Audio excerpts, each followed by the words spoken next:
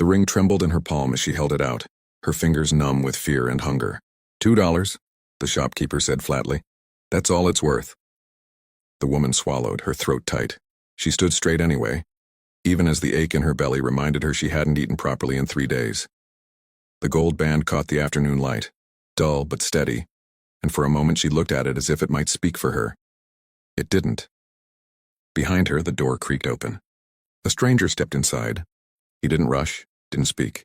He simply took in the scene, the narrow store, the stale smell of flour and sweat, the pregnant woman standing too proudly for someone so close to breaking, and the shopkeeper smiling like a man who'd already won.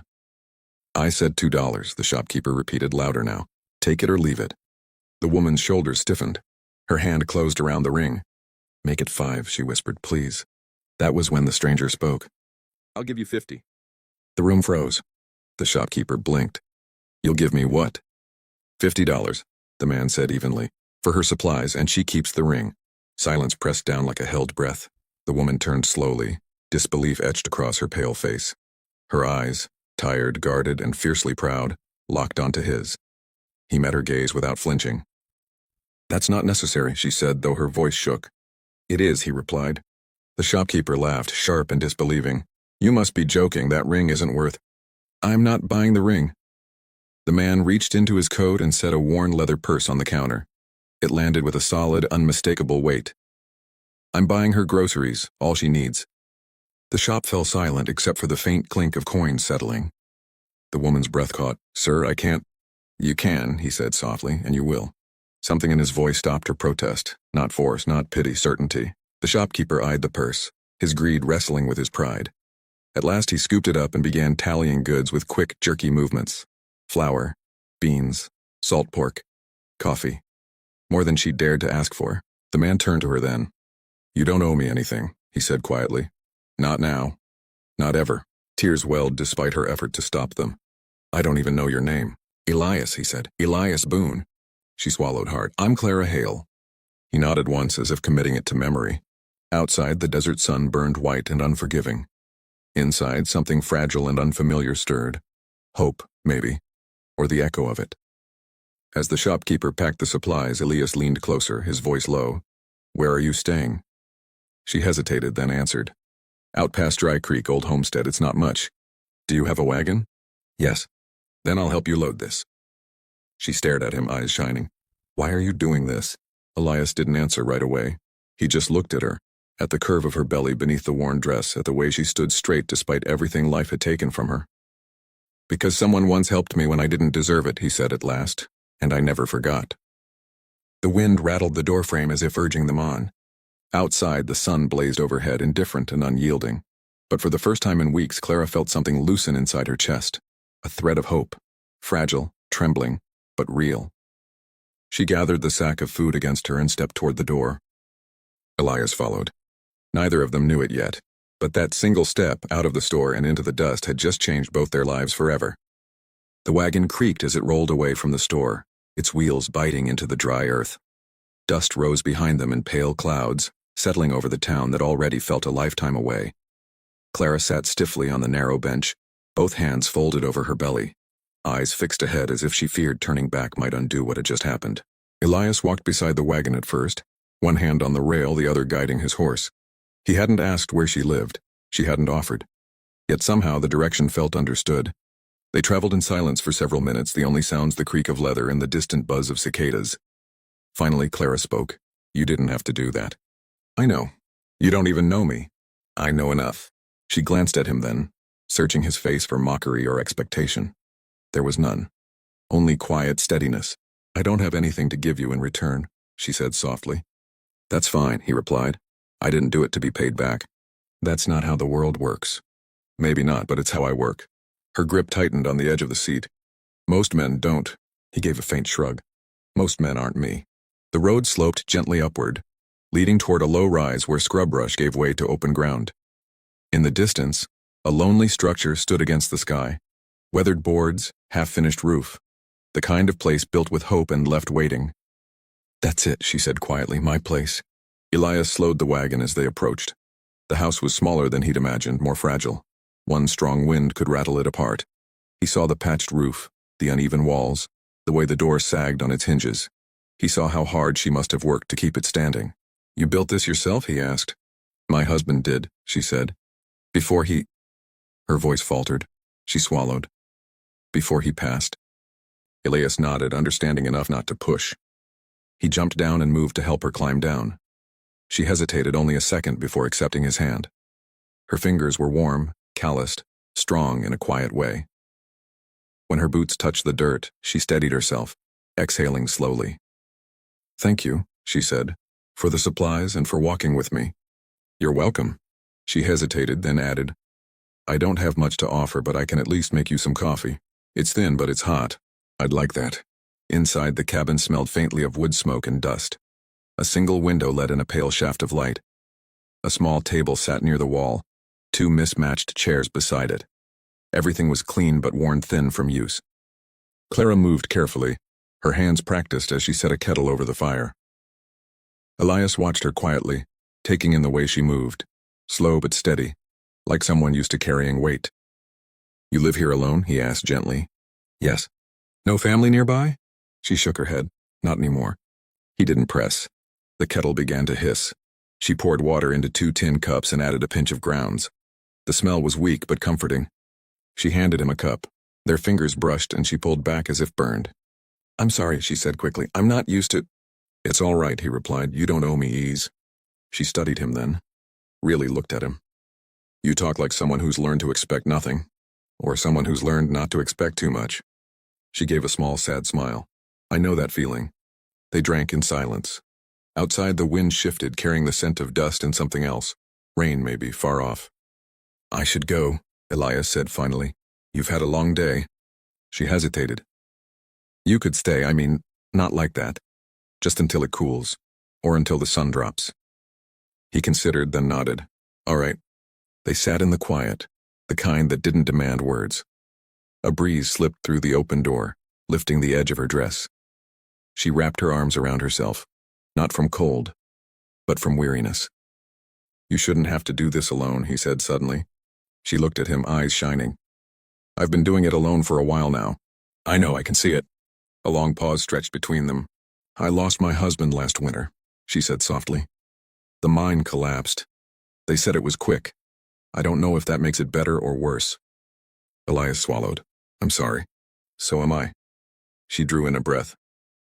"I thought I was strong enough to survive on my own. Maybe I was wrong." "Needing help doesn't make you weak," he said. "It makes you human." She let out a shaky laugh. "You say things like that and it makes me believe them." Outside, the sun dipped lower, painting the land in gold and rust. The light caught in her hair, turning it almost copper. "I should go," Elias said again, though neither of them moved. "You're welcome to stay for supper," she said quickly, then added, "if you want." He hesitated only a moment. "I'd like that." She smiled then. Small, cautious, but real. As the evening deepened, the air cooled and the first stars began to appear. Inside the small cabin, 2 people who had been strangers that morning shared a quiet meal and the fragile beginning of something neither had dared to hope for. Outside, the desert settled into night, holding its breath. And in that stillness, something new took root. Fragile, uncertain, but alive. The night settled gently around the cabin, wrapping it in a hush that felt almost protective. Crickets began their steady song, and the moon climbed high enough to spill pale light through the small window, touching the rough wooden floor and the edges of the table where 2 empty cups still sat. Elias stood near the doorway, hat in hand, as if unsure whether to leave or stay. The quiet between them had changed. It wasn't awkward anymore, just full. "You should stay the night," Clara said softly. "It's not safe riding back in the dark." He looked at her, measuring the words carefully. "I don't want you to feel uncomfortable." She met his gaze, steady and sure. "I don't." That settled it. He nodded and moved toward the small corner near the door where a blanket was folded. She noticed how careful he was not to assume anything, how every motion carried respect. It made her chest tighten in a way she hadn't expected. She busied herself cleaning the cups, though they were already clean. Her hands needed something to do. Her thoughts were louder than the wind outside. "You can take the bed," he said. "I'll take the floor." She turned to him. "No, you've been walking all day. You'll sleep on the bed. I'll take the chair." He frowned. "That's not right." "It's my house," she said gently, "and I insist." They stared at each other for a long moment, neither willing to yield. Finally, he sighed. "Then we'll both use the bed. I'll stay on my side, fully dressed, I promise." Her cheeks warmed, but she nodded. "All right." The air felt charged as they settled into the small space, careful not to touch. The mattress creaked softly beneath them. Outside, a coyote howled, distant and lonely. "You're not afraid?" he asked quietly. "Of you?" She shook her head. "No." He let out a slow breath. "Good." Minutes passed in silence, then she spoke again, voice barely above a whisper. "Do you ever miss it, the life you had before?" "All the time," he said honestly. "But I don't miss who I was in it." She turned her head toward him. "Who were you?" "Someone running from things he didn't know how to face." He paused. "And you?" She swallowed. "Someone trying to be strong when she didn't feel like she was." Their eyes met in the dim light. Something unspoken passed between them. Recognition, understanding, a quiet promise neither dared name. Eventually, exhaustion claimed them both. Morning came gently. Sunlight spilled through the thin curtain, painting the room gold. Clara woke first, her hand resting protectively over her belly. For a moment she forgot where she was, then she remembered, and her heart steadied. She turned her head. Elias slept on his side, one arm flung over the blanket, his face softened by rest. Without the guarded look he carried when awake, he looked younger, gentler. She watched him breathe, slow and even, and felt a strange warmth bloom in her chest. Gratitude. Safety. Something dangerously close to peace. He stirred, blinking awake. "Morning," he murmured. "Morning." They lay there a moment longer, neither rushing to move. "I should get up," he said, "before this gets complicated." She smiled faintly, probably wise. He rose, gathering his things. When he turned back, she was sitting up, smoothing her dress. "I'll check on the horses," he said, "then I'll be on my way." A small knot formed in her chest. "You don't have to leave right away." He hesitated. "If I stay too long, it'll feel like I'm taking advantage." She considered that. "What if I want you to stay?" His eyes met hers, searching. "Then I'll stay." Outside, the morning was crisp and bright. He moved about with practiced ease, checking the tack, feeding the animals, making himself useful without being asked. She watched from the doorway, heart steadying with each small act of care. After a while, she brought him a cup of coffee. "You're good at this," she said quietly. "At what?" "Being here." He smiled, a little rueful. "I've been running most of my life. Guess I forgot what it felt like to belong somewhere." She leaned against the doorframe. "You belong here if you want to." That was the moment something shifted. Not dramatic, not loud, just a quiet understanding settling into place. Later, as the sun climbed higher, he loaded his saddle onto his horse. The familiar motions felt different now, less like preparation for leaving, more like habit clinging to old instincts. "I should head into town," he said, "pick up a few things." She nodded. "I'll be here." He hesitated, then reached into his pocket and pulled out a small folded piece of paper. "This is where I've been staying. If you need me." She took it, her fingers brushing his. "I know where to find you." He mounted up, then paused. "I'll be back before dark." "I'll be here," she replied. As he rode off, she watched until he disappeared over the rise. Only then did she let out the breath she'd been holding. Inside, she touched her stomach and whispered, "He's good. I think he's going to be part of our lives." The baby shifted, a soft flutter beneath her palm as if answering. Elias rode slowly, lost in thought. He'd meant to keep moving, to avoid staying anywhere long enough for roots to form. Yet here he was, already thinking of repairs to the roof, of bringing fresh boards, of how to make the place safer before winter, of how to make it home. He didn't know what tomorrow would bring. But for the first time in years, he wasn't running from it. He was riding toward it. And that made all the difference. The sun climbed high and unforgiving, bleaching the land until even the shadows looked tired. Clara spent the morning mending a torn curtain, her fingers moving by habit while her thoughts drifted far beyond the small room. Every few minutes, she glanced toward the road, half expecting to see Elias appear again, dust trailing behind him. He didn't come. Not that day. She told herself it meant nothing. He had said he'd go into town. He had his own life, his own past. Still, the quiet pressed heavier than usual, and the house felt larger without him moving through it. By late afternoon, clouds rolled in low and dark. The wind shifted, sharp and restless. Clara stepped outside, one hand resting on her belly, scanning the horizon. A shape appeared at the crest of the hill. Relief flooded her so suddenly it made her dizzy. Elias rode in slower than before, shoulders slumped, his hat pulled low. When he reached the yard, he dismounted stiffly, leading his horse by the reins. "You're back," she said, trying to keep her voice steady. "Yeah," he replied. "Took longer than I planned." She noticed the dried blood on his knuckles before he could hide his hand. "What happened?" "Nothing worth worrying about." Her eyes narrowed. That's not an answer. He hesitated, then sighed. Ran into some men I used to know. They didn't like seeing me settled. A chill passed through her. Did they hurt you? Not bad. He shrugged. Just reminded me of who I used to be. She stepped closer, reaching for his hand despite the dirt and bruises. You're not that man anymore. He looked at her, something raw in his eyes. I'm trying to be. They stood like that for a moment, the wind tugging at their clothes, the sky darkening overhead. Come inside, she said softly. You need to sit. Inside, she cleaned the scrape on his knuckles with careful hands. He winced but didn't pull away. The closeness felt different now, more fragile, more necessary. You don't owe me anything, she said quietly. You don't have to protect me or fix anything. I know. He met her gaze, but I want to. Her breath caught. She turned away, pretending to busy herself with the kettle.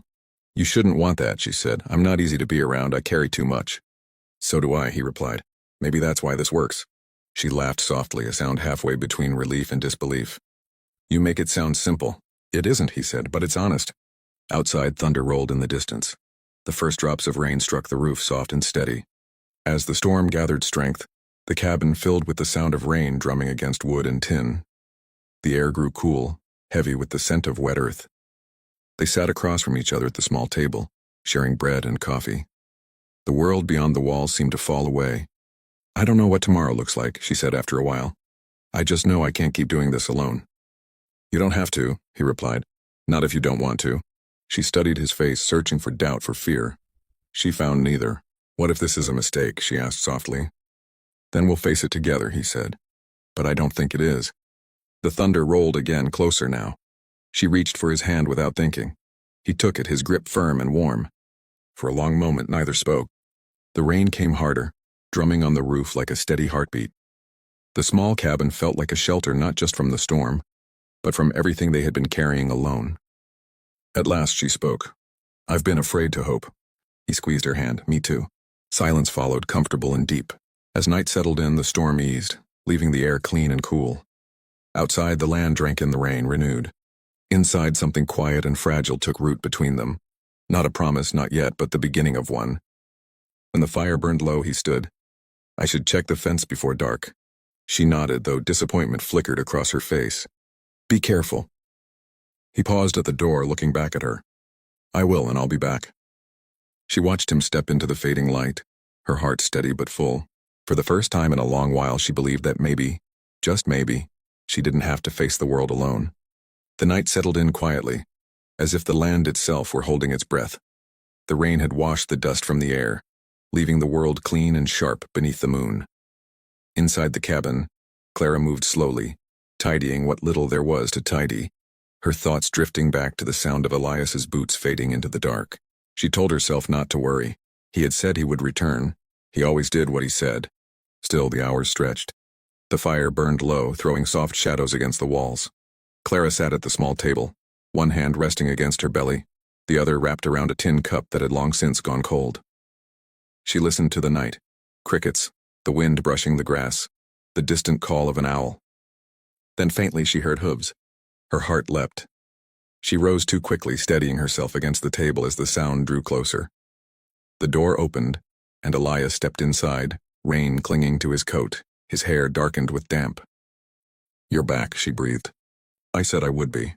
Relief washed over her so strongly she had to look away. He closed the door behind him and leaned against it for a moment, as if the weight of the night had followed him inside. Everything all right, she asked. He nodded. Fence is holding, just needed tightening. He hesitated. Ran into someone on the way. Her stomach tightened. Someone you knew? Yes, he paused. Someone I used to be. She didn't ask more. She didn't need to. She could see it in his eyes, the exhaustion, the shadow of old choices that refused to stay buried. You don't have to carry that alone, she said softly. He looked at her then, really looked as if seeing her strength anew. I don't know how you do it, he said, after everything you've lost. She pressed her palm lightly to her belly. Because I have to. Because there's a life depending on me now. A silence fell between them, heavy but not uncomfortable. I was thinking, he said finally. When the weather clears, I could help fix the fence properly. Maybe patch the roof too. You shouldn't have to worry about that alone. She met his gaze, emotion tightening her throat. You don't owe me anything. I know, he said gently. I want to. Her breath caught. Then Stay, she said. At least for a while. The word hung between them, fragile and hopeful. I'd like that, he replied. Later they sat near the fire, the glow warming their faces. Clara poured him another cup of coffee and he accepted it with a small smile. You ever think about what comes next? She asked quietly. All the time, he admitted. I just never thought I'd want something steady again. And now? Now I do. The fire popped softly. Outside, the wind had died down, leaving the world still. I'm scared, she said. Every time things start to feel safe, I'm afraid they'll be taken away. He reached for her hand, slow and careful, giving her time to pull back if she wanted. She didn't. I can't promise nothing bad will ever happen, he said, but I can promise I won't run when it does. Her eyes filled, but she smiled. That's all I need. They sat like that, hands joined, listening to the quiet. The fire crackled low and the shadows danced along the walls. Outside, the night deepened, calm and watchful. Eventually he stood. You should rest. She nodded. So should you. They moved around each other with a new ease now, an unspoken understanding guiding their steps. When she lay down, he settled nearby, close enough that she could hear his breathing. In the darkness, she whispered, Elias? Yes? I'm glad you came back. He didn't answer right away, then softly, so am I. Sleep came gently, wrapping them both in its quiet embrace. Outside the windpa, morning came softly, carried in on pale light and the sound of birds settling on the fence line. The world felt new, washed clean by the night's rain. Clara woke slowly, the weight of warmth beside her reminding her she was not alone. Elias was already awake, sitting on the edge of the bed, boots in hand. He turned when he felt her stir. Morning, he said quietly. She smiled. You didn't have to get up so early. I didn't sleep much, he admitted, too many thoughts. She pushed herself up on one elbow. Good ones or bad? He considered. Both, but mostly the kind that tell you something matters. She reached for his hand, grounding him. Then they're worth having. He looked at her for a long moment as if